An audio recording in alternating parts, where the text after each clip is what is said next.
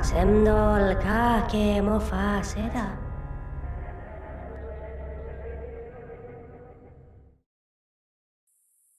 Welcome to Talking in Stations, podcast about EVE Online. Today, we have CEO of CCPGames, Hilmar, and here I go messing up a name, Hellmar Veigar Pétursson. Very good. Thank you. He's just finished Ask Me Anything, an AMA players on the EVE Online forums. He's talked about EVE Online now and EVE Online in the future. He is here and joined by CCP Falcon from the community team. Hi, Falcon. And we also have two advanced players. We have Carneros from the Bastion Alliance, and we have Elise Randolph from Pandemic Legion. Welcome to the station, Hellmar and Falcon. Thank you. Well, we've just been reading over AMA. Really good answers. I just want to say I really admire you and the equating the abyssal mechanics for creating new items with gambling. And I like how you answer that question because you seem to just hammer that question into dust. Okay. It has no relationship whatsoever. If you guys read any question, go back and read that. It's about the 6th or 7th question. All right. To get started, Hellmar, I wanted to ask you to describe what the last few years as CEO have been. So the last few years have been different, and frankly, every year I've been at CCP has been different. Of course, we did a big push into VR because we believe that technology will have importance in creating virtual worlds like EVE Online. And we were quite successful in getting code development funding from the big platforms and made some Jack, Valkyrie, and Spark, which are still all going, just to reach to the level of doing almost like second generation VR games for the first generation. In 2017, it was just clear that the basis for doing continued development was no longer there. So we went through the process of changing the strategy and the structure of the company around that, which is never fun to do. But of our industry is that you have to take risks, just fade away and end up accomplishing very little. And then last year, we were in a big process of changing our shareholder structure, where we talked to a lot of different companies about potentially joining up with us as shareholders or acquiring the company completely. And that ended with us partnering up with Pearl Abyss. Very healthy change for us at this point in time. As I said in the AMA, it allows us in making some deeper investments in the foundations of EVE Online that might not be, what should I say, super sexy in the short term. But when you have a macro view that MMOs are important and they will continue to be important, I might even be researching right now, then that gives us kind of a much clearer context on doing some deep,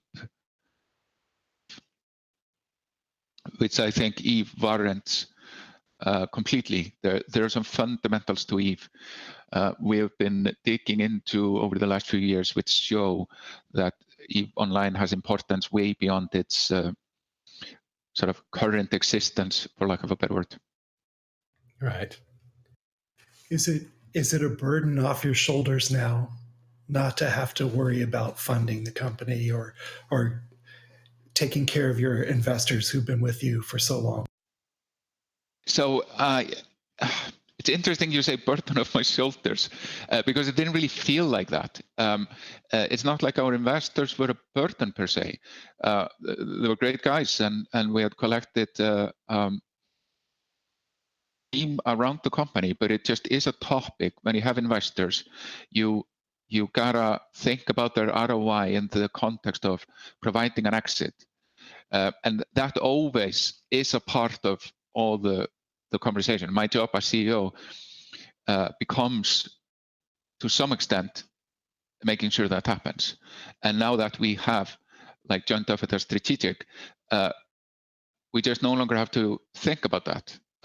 And that, in a way, a bit of a burden off my shoulders, allows me to focus more on the company operations and not worry too much about, okay, how is this gonna provide a path to an exit at some point. So there was, I don't know if it was an actual intended push, but there's a lot of Hilmar is back in EVE Online, because I guess you were doing virtual reality for a while, and now you're back on EVE Online. What does that really mean? What does it really mean? You're playing the game again? We read that in the AMA, right? I'll tell your story because it's a little weird, but it might make sense in this context. Song, I think it's called "Come Back and Stay for Good This Time" by Neil Young, I think. So, moment in January where I just woke up with that song in my head, extremely clearly, and it was just like the song was just banging in my head, and what does this mean? And after that, I started playing it online. And that would just turned into this sort of weird thread of unraveling, I don't know, all my EVE existence through just going through the new player experience, going through all the missions, going through all the things which I've done over, I don't know, the past 10 years. And okay, there's some good bits, there's some bad bits, there's some bits which just haven't changed at all. And I was kind of just rediscovering this sort of path through the game. I was doing it as a kind of a fresh player.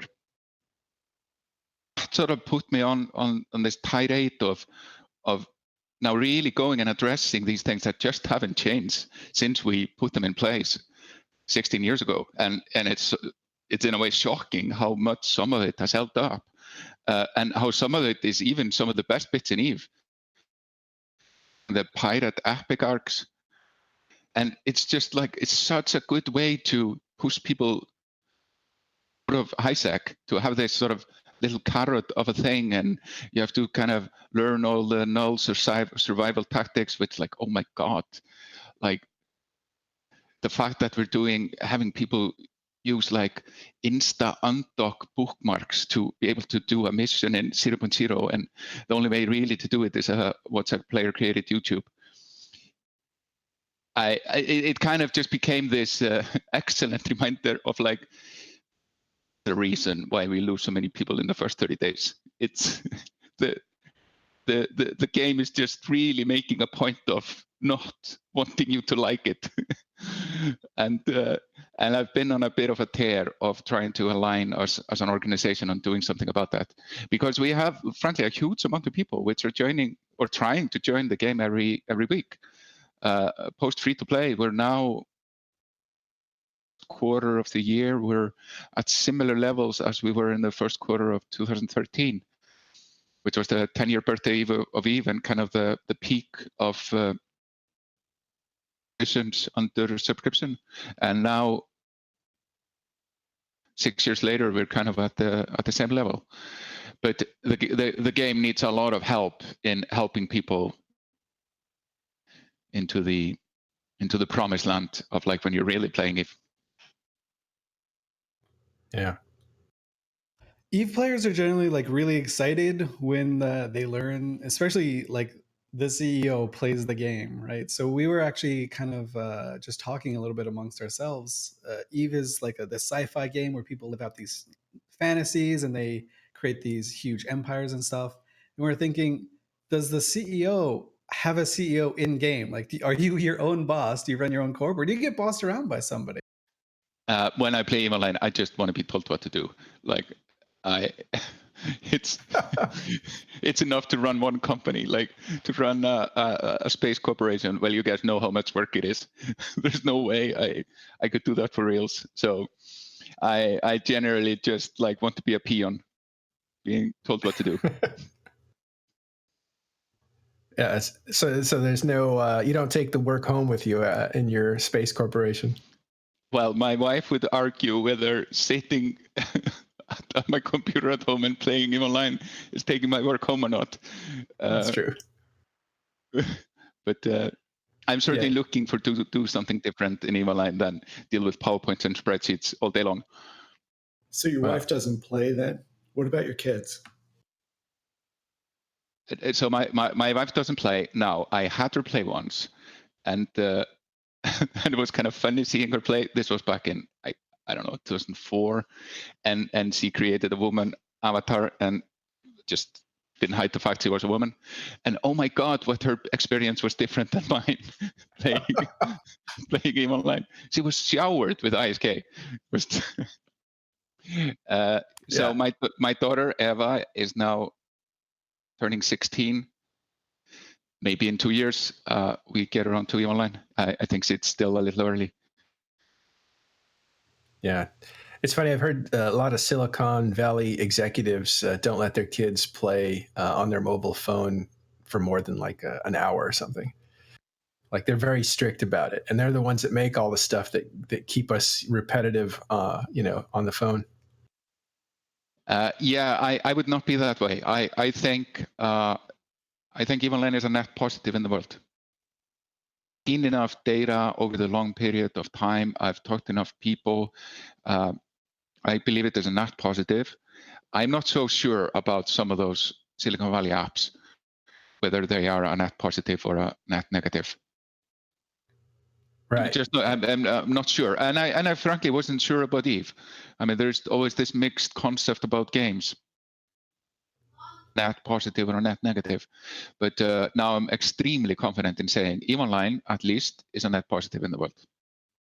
Well, let's look into that, because I think it's a very current question right now about technology, with Facebook under pressure for information accuracy, and with Twitter and everything geared towards getting us to do to go to the next video, like YouTube and all that other stuff. Why is EVE a net positive, in your opinion, compared to some of the negative that's out there? What makes me confident in saying that, and just not saying it because of my job to say it, is so the study we've been doing, and CCP Ghost was presenting some of the results in Amsterdam over the weekend. Its ability to create actual meaningful friendships. We have found, when we ask players bordering on a decade, do you play a game for a decade? I actually asked CCP Ghost to go and do that a year ago. I said to him, like, I think I have an idea, but how about just asking people? But I wonder, like, just hearing it straight from the horse's mouth, for lack of a better word, I'm sure we'll get some insights. And we got some profound insights, which I think we were sort of maybe emotionally aware of, but we didn't have it just spelled out in fact and figures. Reason why EVE Online play EVE Online for a decade is because of the community. And I think everyone at CCP and in the play place largely know this. You cannot join for the game, you stay for the community. But like, what does that mean with some level of actionable? And it means that people are making new, genuine friends. And it just so happens that in the world today, epidemic, people have less friends than they had before. There is a famous study about New Yorkers. In the 70s, the average number of friends a New Yorker had was 7.1. And in 2017, it was down to 1.2. Destruction in the concept of friendship. And there are very valid numerous studies that what is the leading indicator for longevity, health, and happiness and purpose in your life is the number of deep, meaningful relationships you have with others. Loneliness right now is the biggest health epidemic in the world. It's bigger than cancer, smoking, lack of movement. We have, not intentionally, at least not deliberately, but I think our sort of intent, not maybe intention, we weren't that specific, but we have, let's say accidentally, it is a mixture of luck and talent, created a friendship maker.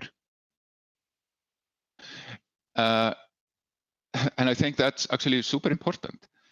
And now with that level of clarity is that EVE Online is a friendship making machine.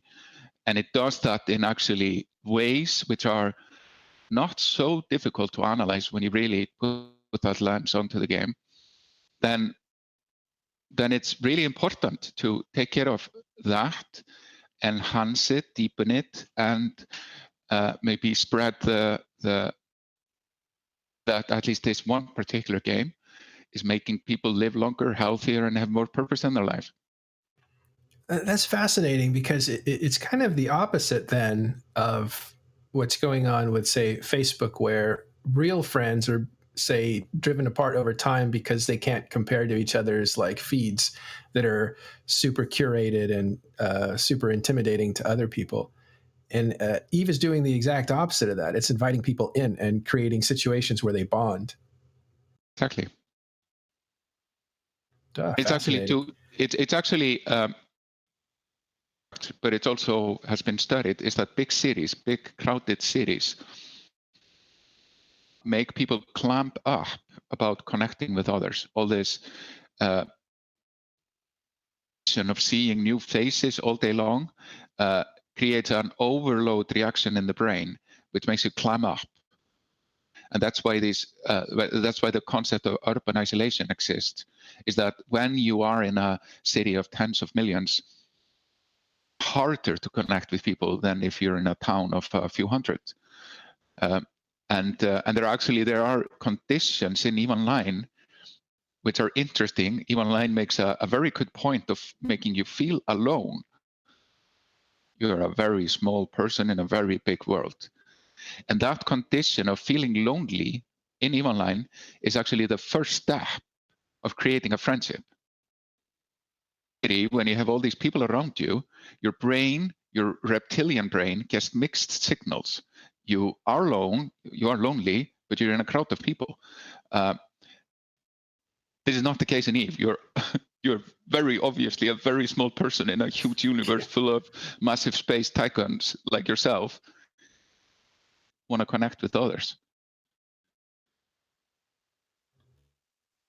Yeah, that was real quick. There was something I talked with a blogger about, and we both agreed that in EVE, that's actually what I was looking for. Is I just want to be a small part of this giant world where the world is persistent and goes, and I can just live in it because I want the potential of social interaction, but I don't necessarily want the interaction. And it's just like when you move to a city, you're in a city and you have the potential of meeting people and becoming friends and doing stuff. And that has its own euphoria, even though you're not doing it, just having that potential. But you don't move to the big city to meet everybody in it. You just move there to have that possibility. Yeah, and one of the design issues with big cities is that they don't create enough conditions for people to actually connect. So EVE does it by the world is obviously cruel and dangerous. Be clear when you start, and you're very small. And then immediately when somebody comes and helps you, if they help you with devastating loss, which can happen a lot in the game, then immediately you have this condition where you want to reach out to others. The struggle with a city is that they have been made to be safe. Like they claim to be safe, and I think for at least the construct they are safe. So you have less this need to connect with others, because the need to connect with others is usually to bond against the element, have some social system that catches people when they fall, etc., etc. And EVE does a great job of creating these conditions, and then have the level of intensity, shenanigans, and backstabbery that makes it clear that the friendship is for real if it holds, especially if it holds over years and years and years. Yeah, it's fascinating. So you've built a friendship simulator. Yes, have. Like, we didn't do this alone. We've obviously like gone all over the place to make this happen, and we've did it with you guys. Like, you were making the friendships. We just created an operating system that allows them to happen. But we would know it, and it actually wouldn't be a thing unless EVE players would have actually bonded together to create friendships, and also enemies. But I've seen, like, the enemies of EVE Online is just another form of a relationship, not really seeing people like really actually hating each other.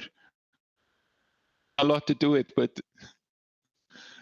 hasn't been my experience when I see people meet in person. Yeah, that's the interesting thing about EVE meets, right? When my first EVE meet I went to, I think it was 11 years ago, and I had some serious trepidations about going because I'd never gone to any like convention or anything like that. And I was like, oh, I'm gonna meet with people that I play that are weird. I don't want to just sit there and like have a beer and talk about the mid slots of a Rifter or something. What if we have nothing to talk about? And I get there and I meet these people and I find out that they are completely normal, and we like talk about EVE a little bit, but we mostly just talk about the other shared hobbies that we invariably have. And that's kind of what sucked me into the whole going to EVE meetups and stuff. And there was recently like a huge EVE meet, like the world tour, right? Was in Amsterdam just last week. Well, it was kicked off. Yeah, it was kicked off. The FanFest on the road, I guess, is what you guys are, or FanFest on tour. Just bringing like FanFest Light to like 7 or 8 different countries, and just I am going to Australia, of all places. Wow, they sent you to the down under. Yes, I'm taking one for the team. Yeah, you may have been like mildly roped into that, but that's all good.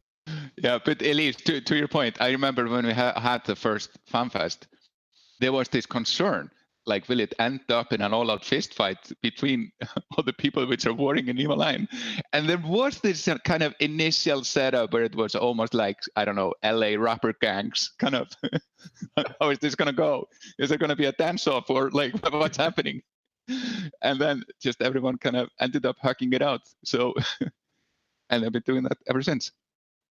Yeah, it is. It's really funny to actually go to one of these meets and just see like, oh, there are guys that are rivals, and then they're just like hugging in the streets like 5 minutes later. It's very funny. And to your point, it's very much like a friendship simulator that you don't necessarily think of when you start playing like this game that's notorious for being so conniving and so so many bad people in the game, like doing game known for thefts and corporate espionage. It's actually because of that real. Like, it doesn't mean anything to be somebody's friend if there isn't a downside to trusting somebody. Like, there's an obvious upside, but if there isn't a downside, and the relationship actually doesn't mean very much. So it's this temptation of like, corp wallet or not, that really creates this thing where done that for years and years and years, they are trustworthy in a real meaningful way.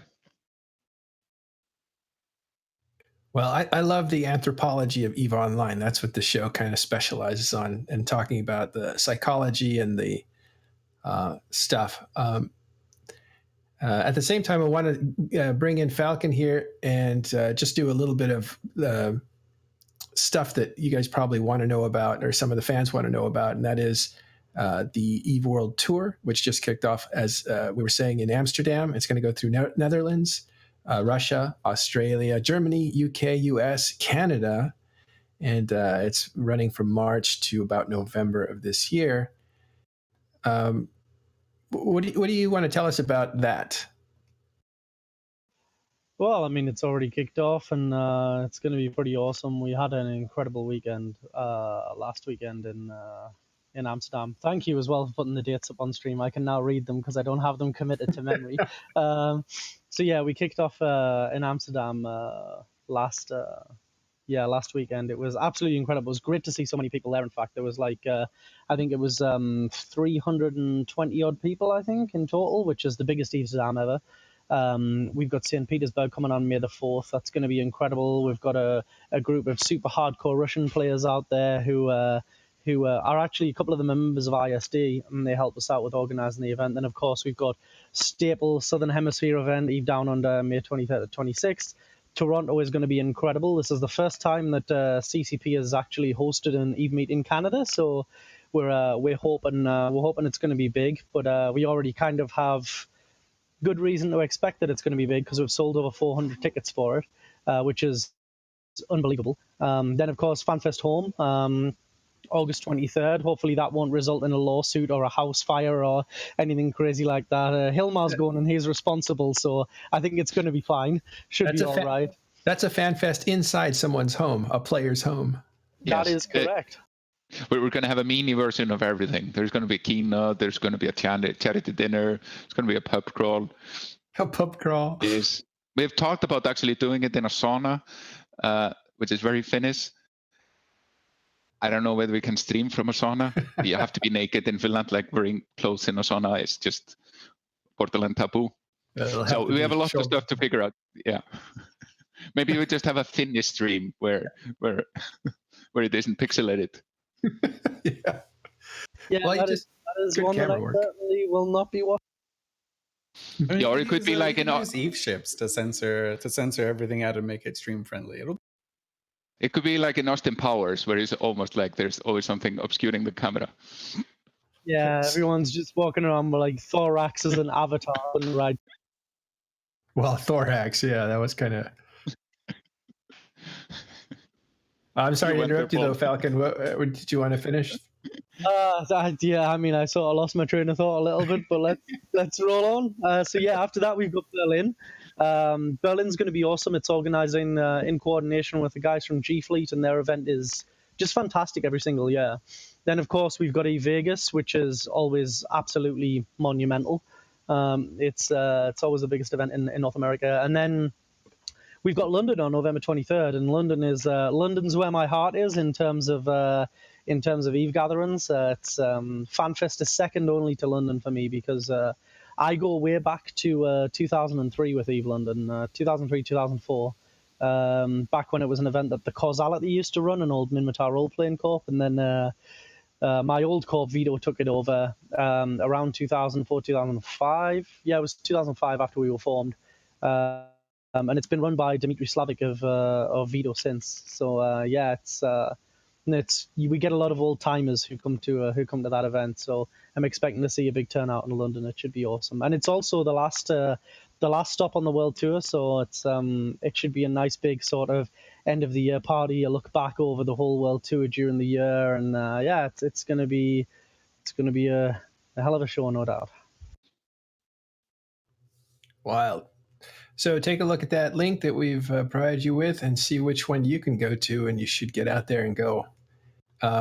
Because it isn't a dance-off, and you won't see PL and goons, being sharks and whoever the other group was in that dance-off movie. It's actually a bunch of people who get together and swap stories and stuff like that. I remember in LA, actually you were there, Hellmar. It was after an E3. There was a big party at the Mandarin, I think, the Sky Bar. It was a great party, by the way. John Landers got thrown into the pool. That was a lot of fun. I also got thrown into the pool. Did you really? I missed that. Yeah, I had my BlackBerry in my pocket. Oh. And after that, I needed to get a new phone, and I got an iPhone. And it was suspected this was a scheme to start development of E for mobile, getting me to switch from a BlackBerry to an iPhone. That was the genesis right there.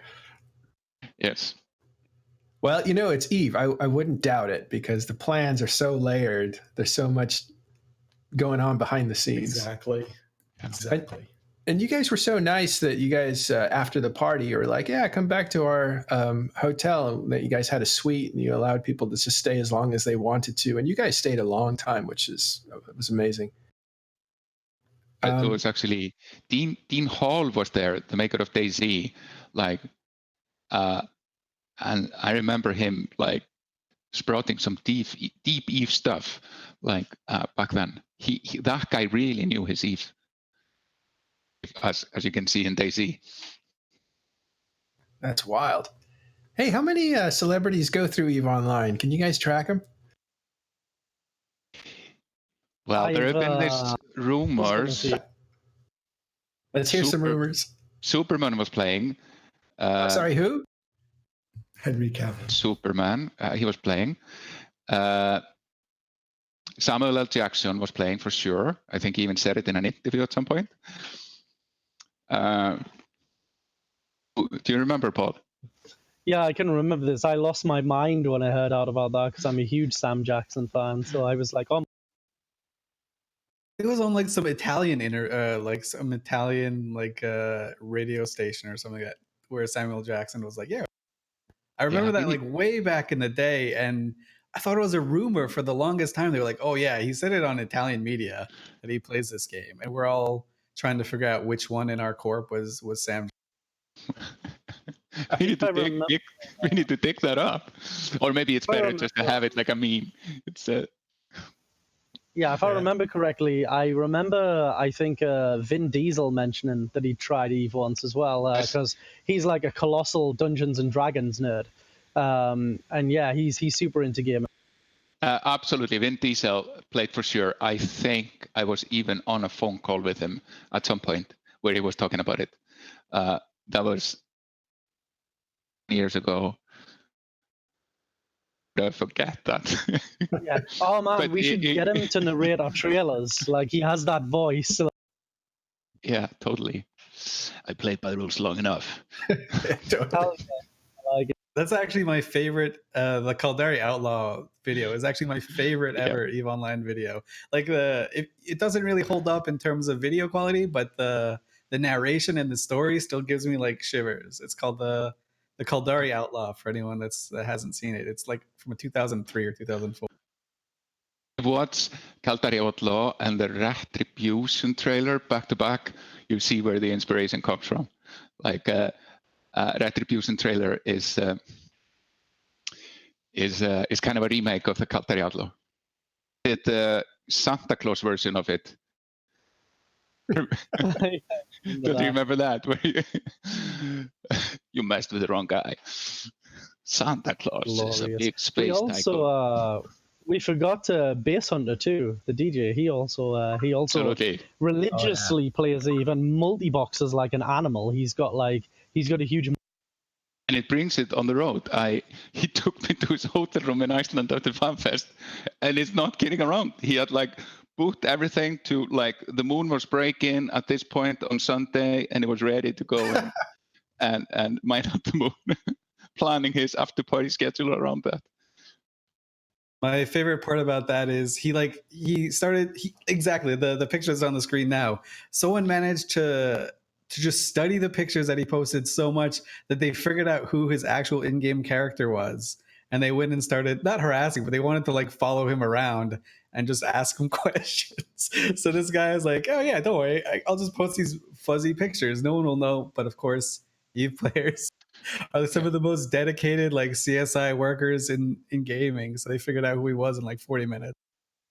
Yeah, I always call this CSI Jita when like someone sees like a tiny little thing on the corner of an image that suddenly gets like enhanced and pulled together, and then all of a sudden there's like 10 different people analyzing it, and it just turns into a mess.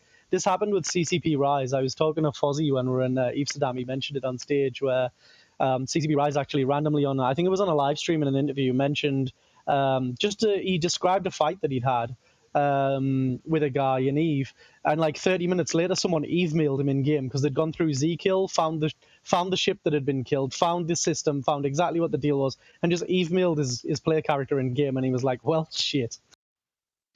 Doesn't take much. It really doesn't. It's incredible. How impressed are you, Hilmar, by the ingenuity of the EVE players? How impressed am I?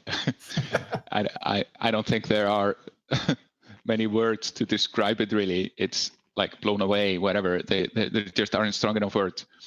I was actually now just reading the rental agreement from some alliance. I found it on Eve24, I think. There was like an ad for a rental agreement review. Jesus Christ. Was it? It must have been from Lady Scarlet. No, I can think of what it was, but and it was kind of crazy, like the level of detail. And then I started to actually dig into a bit, like how big is renting your.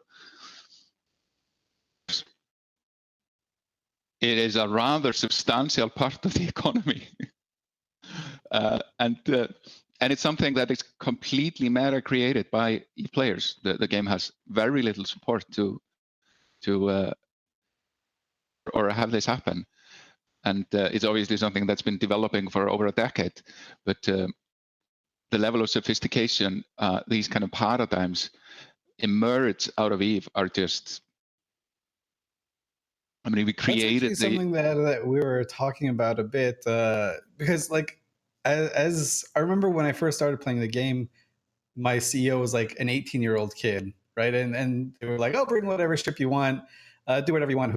And as like Eve matured and the player base kind of matured with it, we have these like lawyers making actual rental agreements that would hold up in court. Like that's the level of detail they're going in. And one of the questions we had was, as the demographic of Eve kind of shifts and becomes more professional or changes however it changes, is Eve? Are you guys like changing Eve at all, or do you take that into consideration when you make future plans and roadmaps and stuff? So I just dug it up. It's here. Rate my takes PLNC rental agreement. Yep, that's Lady Scarlet. Lawyers for sure did that. Was that you, Elise? New renters, ordering system upgrades, regional control, IAMS control, general rules of conduct, blue on blue, A-boxing. Jesus Christ. When we set up our rental thing, we borrowed that same agreement and looked through it. Yeah, absolutely. Yeah. Brilliant. Yeah. So I'm a big fan of the Sapiens book, well, Harari, where he described so well this concept of humans, which he describes as flexible organization at scale. Yeah, there's Paul holding it up. I should have my copy here somewhere. And Eve is such an example of flexible organization at scale. Like the Eve's players' ability to sort of adapt or die. Sometimes when I mispronounce it, adopt or die. Which means completely different. It's my second language. Yeah, it's just such a page from that book, and creating the corporation system, the contract system, which started as an escrow system, it was all meant as foundational tools for people to create their own organizations. And first we just did a very simple. I remember actually I was interviewing CEOs December. And learned about like how people were managing their manufacturing and spaceship salesman empires, because it was so hard to sell back then. This weird dynamic of trusting your salespeople with the spaceships you were giving to them. So I was saying, like, wouldn't an escrow system help? And the guy I was talking to, yeah, but that doesn't exist. But we could just make one. No. You can't make one. You would have to run it like this. And it was just such an insight into how determined people were in just using the tools they had to build these massive empires. Even, of course, I mean, back in December 2003, it was like 30,000 people playing Eve, but still. And then we made the escrow system, and people leveraged that into things. Then we added the corp divisional roles in the manage security clearances and all that. We actually took a lot of inspiration from network security policies back in the day to be able to give people similarly flexible tools. And oh my God, how differently people set up their corporations. Then people created alliances. Out of that, we created the alliance system, which didn't touch much since then, but like all this notion of like having the executor corp and like all these weird things were to enable people to have flexibility in the system. then the contract system ultimately had the dream of becoming like this rental agreement into the system. The system would be flexible enough so that you could hard code the conditions of a rental agreement. Not that we thought about it like that. And now when I took up this rental agreement, I was reading through it, it's like, oh my God, we have to take a look at the contract system. It's like, this is such a requirements description of what the contract system needs to be able to do. Yeah, I guess keeping up with the stuff that players invent, it must be just super taxing. Super taxing, but also super inspiring. Like the level of sophistication that takes into doing something like this rental agreement is monumental. Like you were saying, this guy is obviously a real lawyer, and this is built on many years of trial and error to get to this place. Well, that's why I think Lady Scarlet had something to do with it. 'Cause she's been renting territory out since 2005, I think. And well done, Lady Scarlet. That's how she finances NC. But that brings me to the marketplace. Now, one of the things that drew me into EVE Online was that you guys had a robust market, everything created by players. Not at the time, but a lot of things created by players, and it looked like a real stock market. And it even had corporations, which was really cool, right? Future corporations running things, and governments are just gone. And even the governments are consistent of corporations. That just really appealed to my sense of futurism. But the market, has it had much? Is it going to get, or has it had much evolution since it started, besides cleaning up the graphs and making them look a little nicer? No, the market system is probably one of the systems that has, and it's kind of funny how it came to be. So I was actually day trading on NASDAQ. I was using a company called Datec. Just reverse engineered how their system worked. And I just made the exact same system for EVE, like all the bids and asks, the orders, like, and I plan to do like limit stop orders and like all the things that you can do to manage your fire. We didn't end up making all of them. Some of them might have been overly complicated. And I think because we modeled it after a real system, that's why it has held up so well as it has. We had to think a lot about that we are physical goods in EVE, and they have a location. So all this like weirdness about the origin and placement of the order, which actually makes it quite a bit complicated. I would actually, now if I were to do anything, I were to make more like a global market for goods and items in EVE, which are obviously electronical.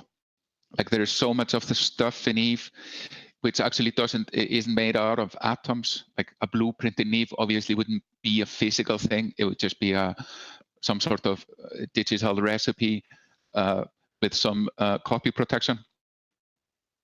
Actually been tracking the blockchain universe quite a bit, because they are facing a lot with a similar challenge on how to make trading systems that sort of flexibly trade extremely complicated with all these sort of smart contract elements and all those things. And they have actually come quite a long way. So if you look at a trading system of a blockchain exchange market, there's actually a lot you can learn from that to bring to the EVE market system to take it to the next level without like involving blockchain or cryptocurrency at all. It's just looking at the design patterns they've come up with to take it to the next level, because they have gone much further than NASDAQ and New York Stock Exchange when it comes to the complexity of what they're dealing with. They're dealing with a complexity set much similar to EVE. EVE actually deals with a more complicated thing than dealing with blockchains, but when you factor in multiple blockchains, multiple items, like commodity items, singleton items, all these things, it's a lot like what EVE Online is dealing with. EVE Online does very poorly this element of like a non-singleton spaceship when it's just a quantity, and once you assemble it, then it becomes a singleton with all the other elements. So that's why you have to trade the fitted ship through the contract system. You can't trade it through the market system. But there are some interesting solutions that blockchain exchanges have come up with to tackle these kind of. There's some very interesting standards which are emerging out of the Ethereum community, which actually are a much more elegant solution to wrap a concept around that thing than we did in EVE back in the day. And sort of looking at some of those design patterns and learning from them, would be the path to take the market system to the next generation. But I don't think it's a huge priority right now. We have way more basic stuff to go and fix in EVE Online than high frequency science when it comes to trading.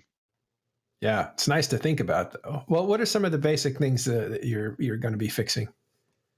So referring to the beginning, when I went through our sort of 30 to 90 days of EVE Online, that is like, we really need to up that journey. I mean, the game down or not, it's just like, oh my God, like, don't try to be so difficult. Like, some of the elements are just, it's like hunting for metal with a metal detector to figure out what to do. And it's gotten worse than it was in the beginning. It's actually not getting better, and it's getting worse because the game has become so complicated. Like, when you were playing EVE Online in 2003 and there were like, I don't know, 30 spaceships to choose from, the game was much simpler in figuring out what to do next. Now, oh my God, like, what should I do? Like, the acres of options are daunting now beyond what they were in the back. So often, like, when EVE players are saying, why, or EVE developers for that matter, why do we need to improve the tutorial? I didn't need the tutorial. Yes, it was a tiny little game when you were playing. Now it's like the legendary EVE Online with like 1 billion options to be like choice paralyzed by. Need to like streamline the onboarding of the complexity a lot better than we're currently doing. There are literally more than 10,000 people every week that try to figure this out. Them remain 30 days later. What about tech? What tech changes are you investigating or thinking about going forward for EVE Online? So we're doing the big post now for the 64-bit client and DirectX 12 version of the client. And both of these are very important steps because we're not only doing those things, we're also cleaning up a lot of the stuff at the same time. Doing a DirectX 12 of the client allows us to clean up a lot of the stuff in the 3G engine.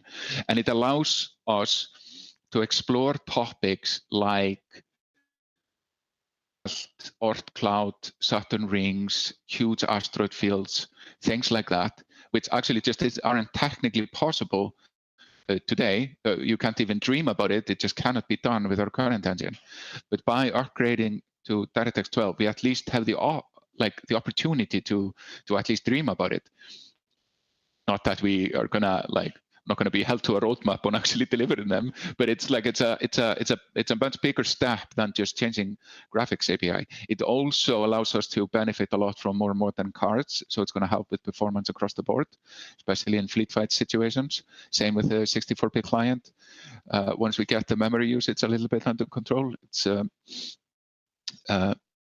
Python engine can be a bit of a pig when it comes to memory.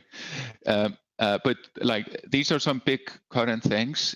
Then our tech teams are looking into some protocol upgrades that potentially could help with some of the fleet fight situation and are attainable within human timelines. And then we'll also do some blue sky thinking with Hadrian, where we did the EVE Etherverse demo last week, which is hugely important in sort of scoping out what is the rareness of technology like that and what a technology like that is going to bring in terms of opportunities. And there's a lot of, like, fundamentally we could do to how EVE Online plays by having a higher fidelity physics engine. It's not just fixing the time dilation. It is doing things like the server actually doesn't know the orientation of spaceships, which limits a lot what the tactical landscape is, and there is no line of sight occlusion. That's why most fleet fights are these kind of balls of ships against a ball of ship, because if you don't have line of sight occlusion, there isn't any reason for formations, and formations are just such an understandable concept. Like if you see ships in formation, you know why it is, so they don't shoot each other when they're shooting the enemy. And just by creating the conditions where you have to think about formations, immediately makes a fleet fight something that is more understandable, and it also gives people a lot more tactics to play with. Yeah, it's a whole nother dimension to gameplay, really. Well, the PvP part of it. It is literally another dimension. It is actually, when you boil it down, if you boil down combat in Invaland, which is largely a function of transversal velocity and range, it's like a 1.5D combat system. It isn't even fully 2D. That's why combat, in a way, when you look at it from a math perspective, is fairly one-dimensional. Line of sight immediately becomes two-dimensional. And then once you have orientation, then we can start to make ships which are asymmetrical. Then they could have like armor on one side and guns on another side. And immediately then like flanking becomes a thing. And like you have these sort of standard war tactics, which people like know and appreciate and have been studied for years and decades and hundreds of years. They start to be like a fleet fight in Eve starts to become way more strategic, way more tactical. So like exploring something like Harrian isn't just about fixing tie-dye, it's about like really blowing up the potential. And of course, years to ferret out whether even their tech can handle it. And we took a pretty important step last week. That's great. Also, that 64-bit client allowed at least our visualizing of it for other people, right? Because we go to live coverage of a fight and we try to show the fight, but we've had to just look at it from afar and describe it.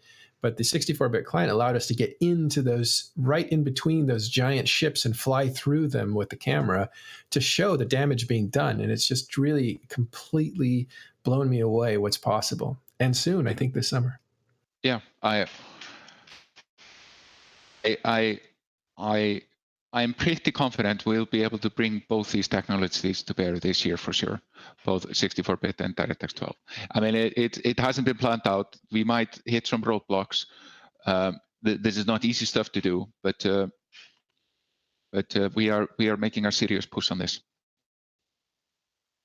Wow. Well, we're almost out of time here. Elise or Carneros, I'll let you guys have the last few questions. I hogged up time.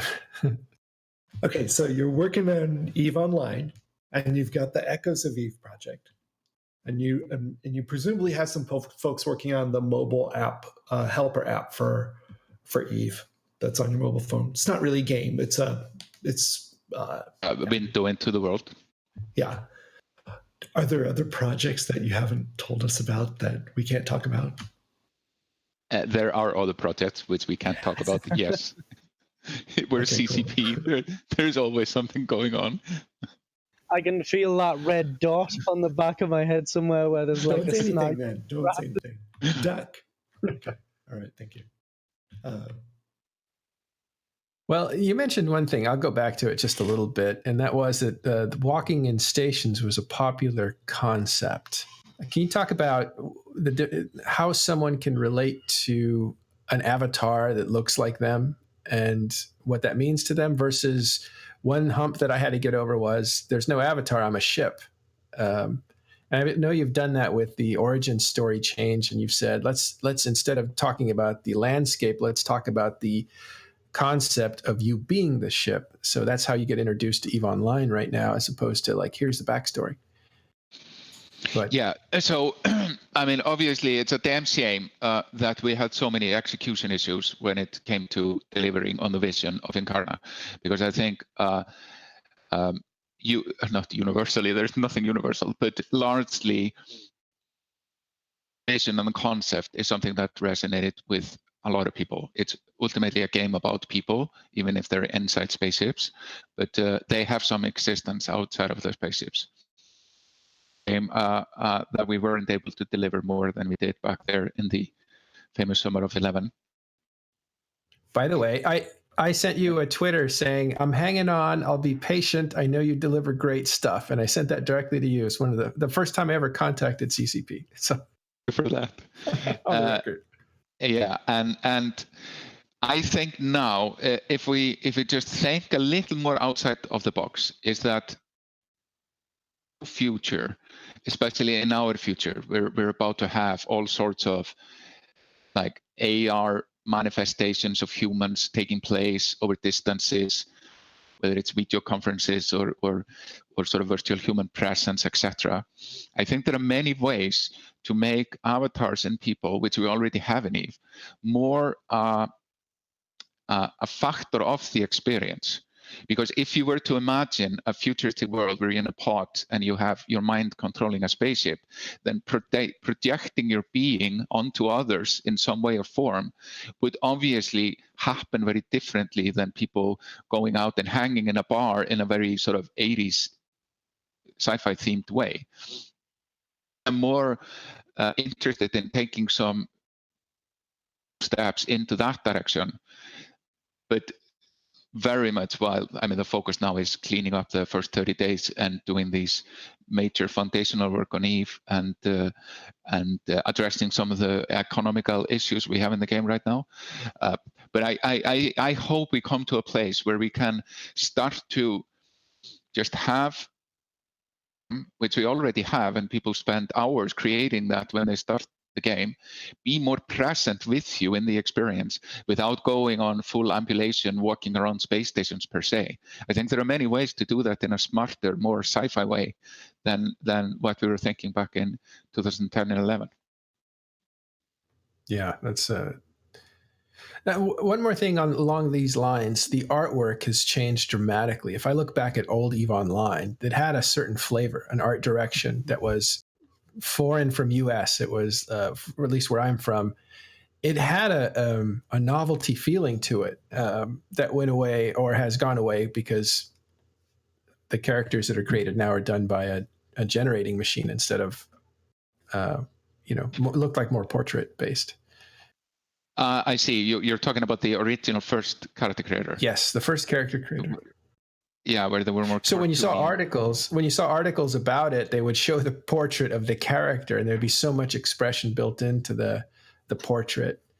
Do you regret that at all, or do I regret that? I'm not like a person with regrets. I just don't function like that. You have to move forward always. So it's just like they were the more unique and whatever, but I think there's a level of iconity that comes with the current ones, and I think we can build on that. Currently, they're, for example, they're not done in PBR like we've done with all the ships, so they don't absorb environmental effects in a way that could be done, and especially as we bring them more to life inside your experience without going, as I say, full-on ambulation in space stations. There's just so much more we could do with them, and like I said, I hope we come to a place where we of dabbling in that. But I think the fundamentals of Eve right now, and that is something that has to be a more sort of slower burn. Sure. One last question along those lines. The intro video, the old story was just pictures that you used and had a voice that kind of talked you through the whole landscape. And then you guys used new technology to make that version again. And now you've kind of gone away from that. Is there any benefit to exploring the lore to kind of seat somebody into the environment? I actually have been hoping we are increasingly doing more A/B testing on especially the early experience, because there's so much learnings you can achieve by doing that. You can have so many opinions and feelings about what is good, and that has primarily been the driver for these backstory introductions. But nobody has really scientifically shown that one is better than the other. So we frankly have no idea. I would like at some point to A/B test the various versions we've had. We've had a few, and just see, okay, is there a market difference in your early retention based on what we show you in terms of the context of the world? Fascinating to dig up some of that old stuff and running an A/B test to just know for sure what is the most effective way. So this coming weekend is a bonus skill point weekend. And one of the things that you can get out of this is data on what the players do, and then learning, from it. For this particular weekend, is there an experiment that you're trying behind the scenes, or is there something you're studying that you're looking forward to seeing the results next week? Yeah, so we did an experiment with this last year. What did we call it? We didn't call it the double XP weekend, but it's, in a way, it doesn't make any sense in Eve. But it's like these phrases have meaning on Steam, and we are primarily Steam has become a huge source of new players for Eve after free-to-play. So we're learning a lot about what is a good way not only to have people add Eve to their Steam library, which is a fairly low commitment activity, but actually drive them into the game. And we're going to be doing more experiments on how do we convert Steam players to Eve players. These kind of things we're doing there is an effort to become better at our Steam foo. It has risen in importance once the game went free to play. All right.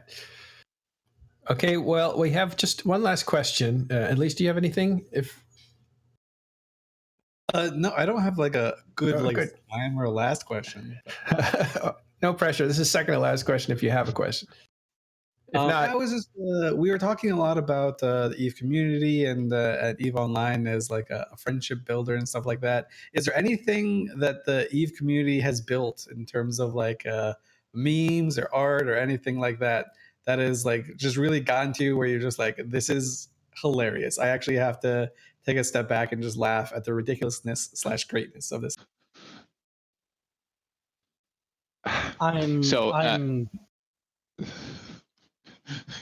Yeah, go Hellmar, because I'm still scarred from the last couple of weeks, quite frankly. So yeah. Paul is taking the fifth. I actually there's one that sticks out, which is it's not about what you're asking about, Elise, but I'm gonna bring it in. So, like CCP Guard, who is now graduated into just being a player, as he put it so well, he started with this kind of the best ship in Eve is the friendship, and he started it years ago, and it was such a, what should I say, an emotionally intuitive element of this aspect we were discussing about in the beginning, about the friendships. So like Svenny, as he is, he comes up with it in a bit of a, like, it's a bit of a sort of an emotional intuit. And then when we go and check the data and do science, it comes up like the best ship in Eve is friendship. And and it's just so like, it's such an oracolic meme. That really stands out. Yeah, that is definitely one of the like the indelible moments of Eve Online and CCP Guard for sure. I actually remember like super vividly where he walked on stage in his cardboard cutout of a ship. And I was like, yeah, this is a friendship. And it was just the most ludicrous thing you could think of for a room full of like 30-year-old sci-fi nerds to just find enjoyable. And it's just great. Absolutely. And you guys gave him a planet, which was kind of nice. I noticed there's a Hellmar in Cador. Is that related to you? Yes, that's related to me. Developers that worked on Eve prior to release have their names somewhere in Eve Online. Extremely randomly where people ended up. It's okay.